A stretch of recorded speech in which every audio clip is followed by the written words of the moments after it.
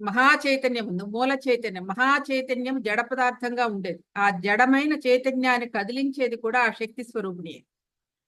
లేకపోతే అంతవరకు చైతన్యానికి కూడా కదలిక లేదు. చైతన్యానికి కదలిక కలిగించేదే శక్తి స్వరూపిణి. అది స్త్రీ యొక్క శక్తి ఏంటి? స్త్రీ యొక్క తత్వం ఏంటంటే, ఆ సకల సమస్త అనుభూతులు కలిగినదే స్త్రీ హృదయం. కాబట్టి ఆ మూల చైతన్యమైన ఆ చైతన్యాన్ని కదిలించేదే శక్తి అంటే, ఆ స్త్రీతత్వమే అంటే ఎంత గొప్పదో చూడండి.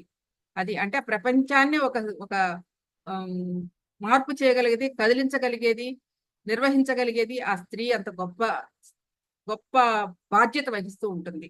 అలాగే స్త్రీకి పరమ కర్తవ్యము ఆదర్శమూర్తిగా ఉండటం.